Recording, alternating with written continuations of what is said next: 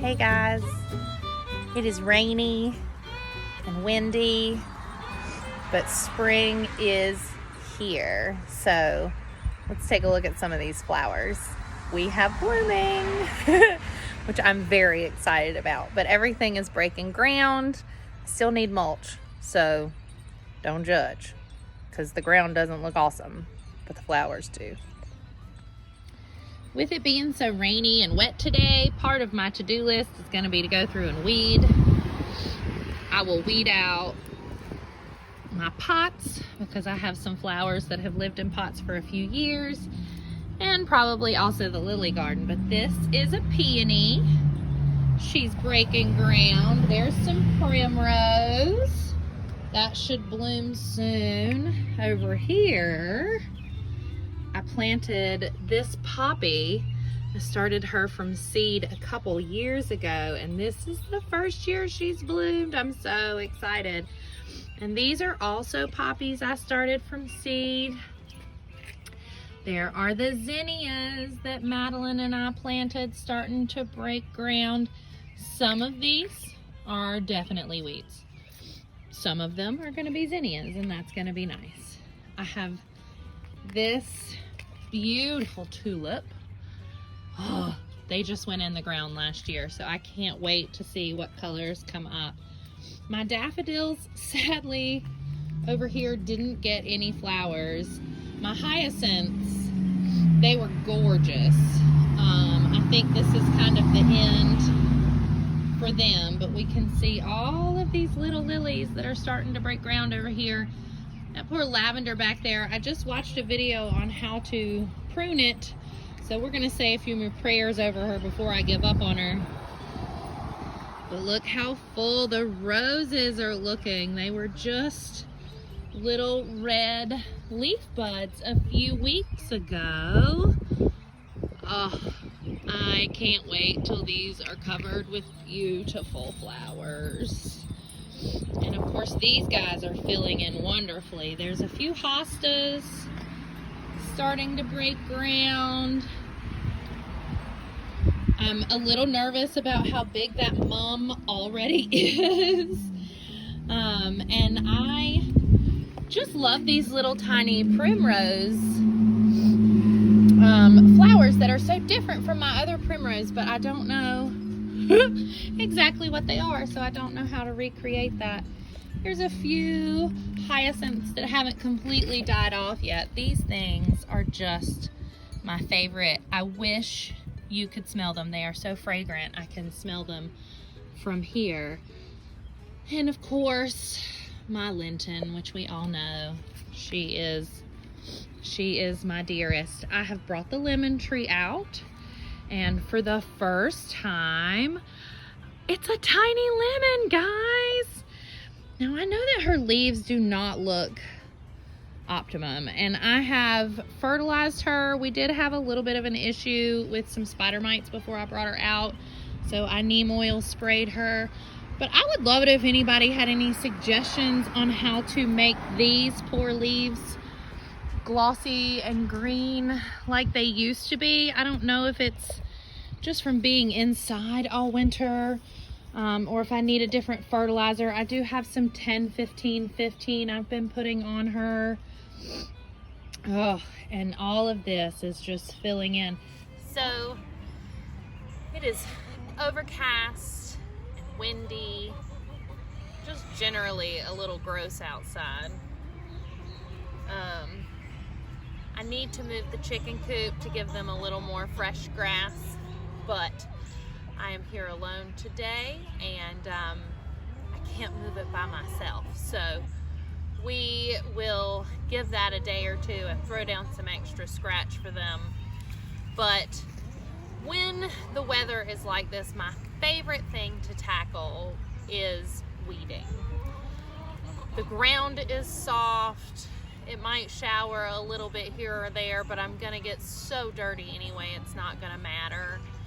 And because it's so easy, I prefer hand weeding. I don't like to till this bed. I feel like, for me, no-till just makes more sense. I like being down in the dirt. I get excited about seeing the worms sort of updating my soil and creating the best habitat I can for all of the organisms that are necessary to us having a good food life. So the advantage to weeding in this weather is it is so simple to pull something up completely rooted, get it completely out of the garden. I'll throw those in a bucket later. And also I end up conserving the dirt. When you're weeding and the soil isn't wet and you shake all the dirt out of the roots, those roots just hold on to a little bit more of it, and it also flies everywhere. So it ends up on me, it ends up in front and behind, and not as much of it stays where I uprooted it from. Not that there's a big importance as far as, you know, the nitrogen levels and things like that in the soil and displacing soil. I just don't want to have to go in and fill in a bunch of holes later. I would love to get this whole space weeded. I don't know how hard the rain is going to get. I don't know exactly what is in store for me today. But I do think I've got a good hour. So I am going to tear through as much as I can. I might use my little, I don't know what that's called, my little gadget that you stab down in and turn it, and it breaks up what's down in the soil through some of this. But obviously, I mean, it's really soft. I can get way down in there. The other advantage is things like grass that has some tube root to it. It makes it a lot easier for me to follow the entire route and get up. I'm not leaving as much behind. So we're gonna go through and weed out and shake out and get this prepared.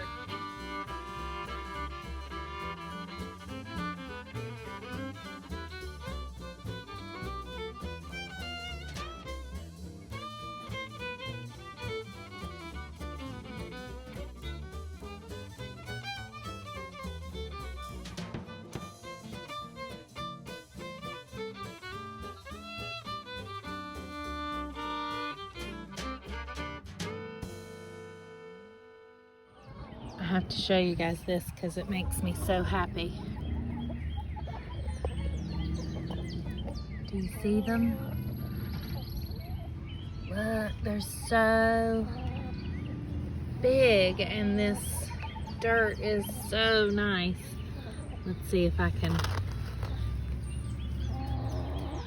I had turned a second ago to pull some onions. There were a bunch of them that just went running across the soil. There's another big guy. They're so big. And there's so many. There's so many. They're everywhere, y'all. This is exciting.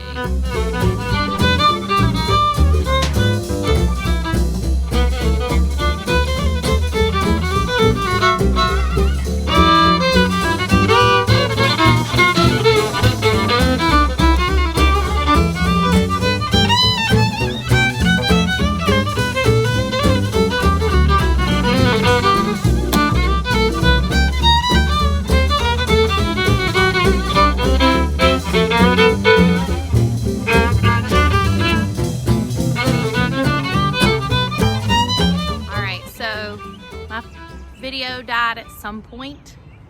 All you really missed was a whole lot more of me digging and pulling root out, but ta-da! So this is probably the length that the garden will be this year. This is about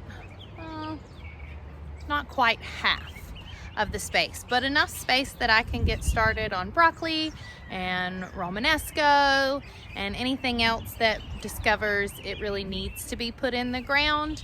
Like I said earlier, I do think we're gonna get one more good freeze, so I'm not trying to get too overzealous about what's already in the ground.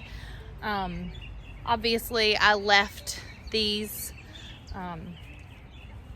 cilantros that seeded themselves. If they die in a frost, then, you know, they were just a good bonus for the beginning of the season. I've been putting them on sandwiches and in smoothies and whatnot. And the peas, and then the couple of broccolis that I've put in. If there is a freeze, these things are really easy for me to cover. But the dirt is all prepared and ready to go. I've got about a week and a half, which will really give me enough time to go through and sort of spot grab anything that I might have missed, let the worms kind of settle back in, and figure out exactly where I want to dig out walkways and that sort of stuff for this year. I don't typically do traditional rows, just because I like to be able to sort of stagger and fit a little bit more in the square footage space. I have done gardens that were blocks of squares, and I have done things in, you know, diamonds and triangles, and so I don't know exactly what kind of spacing I'm gonna have in here this year. I'll figure that out more whenever I know exactly what I have rooted and ready to go in. So for the rest of the weekend, before we really get started putting things in the dirt, I've got a few experiments and projects going, and a couple of more things that I need to get seeded. I did already seed a bunch of different varieties of peppers and all of my different varieties of tomatoes. So it's time to start moving down the progression and into things like the squash and the beans and the cucumbers and all of those things. So it is garden season, y'all. We are in full swing. I am so thrilled. There's a little Madeline messing with the chickens. What are you doing? Putting the shovel in the top, kicking it, then letting it dig down. Ah, that way they don't escape. Our chicken coop is obviously still under construction. All of life around here is under construction, but we make it work. Okay, I'm testing it so if one accidentally opens the door, it'll shut down and it won't go very far. Okay, well, let's not pull it open anymore, all right? Okay. All right, guys. I'm testing. Have a good weekend and happy growing.